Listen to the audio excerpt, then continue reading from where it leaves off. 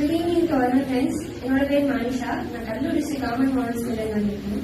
காலையில அங்க இருக்கும்போது அஸ்ட்ரானமி சார் ஒன்று சொன்னாரு, இங்க இருக்க 800 பேரும் எனக்கு பார்க்க கலெக்டர் ஆகவும் டீச்சர் ஆகவும் சில பேர் வந்து டாக்டர் ஆகவும் இன்ஜினியர்ஸ் ஆகவும் தெரியுறாங்க.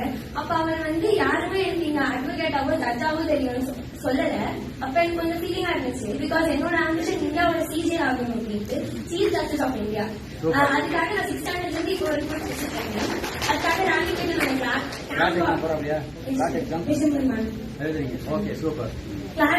ராணிப்பேட்டை நாங்க கேம்ப் அட்டன் பண்ணுவோம். இங்க வந்தப்ப சார் தான் வந்து அதை பத்தி சொன்னாரு. அதாவது நீட் கிடைக்கலன்னா ஒவ்வொருத்தரும் சூசைட் பண்ணிப்பாங்க, ஆனா கிளாட் கிடைக்கலன்னா யாரும் சூசைட் பண்ணிக்க மாட்டாங்க. ஏன்னா லாயர்ஸ்க்கு they have that will power. என்னால முடியும், எவ்வளவு தோல்வி இப்போ நிறைய கேஸ் 1000 கேஸ் பார்க்கணும், அந்த 800 கேஸ் பார்க்கணும், ஒன்னும் பிரச்சனை இல்லை. அடுத்து அதுல இருந்து கத்துக்கிட்டு அடுத்து எப்படி ஜெயிக்கலாம்னு பார்க்கணும் அப்படின்னு சார் சொன்ன விஷயம் அது ரொம்ப ஆழமா பதிஞ்சிருச்சு. அப்புறம் அவர் சொன்னதுல இன்னொரு விஷயம் என்னன்னா, நான் எக்ஸ்டர்னல் கவர்மெண்ட் ஸ்கூல் வந்ததுல இருந்து ஃபிளெக்ஸ் பண்றேன்னு இல்ல, காம்படிட்டிவ் எக்ஸாம்ஸ்லாம் ரொம்ப பிடிக்கும். பைத்தியம் காம்படிட்டிவ் எக்ஸாம்ஸ்ல என்எம்எம்எஸ்ல ஸ்டேட் 4th, இந்த சிஎம் எக்ஸாம்ல கேர்ள்ஸ்ல ஸ்டேட் 1st.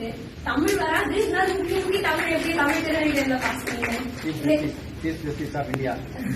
2 தடவை இங்கிலீஷ் ஸ்பீச்ல ஸ்டேட் 1st அப்படி சொல்லிட்டு நிறைய இது இருந்தாலும் இந்த போர்ட்ஸ்ல கொஞ்சம் கூட வந்து இன்ட்ரெஸ்ட் வந்தது இல்லை.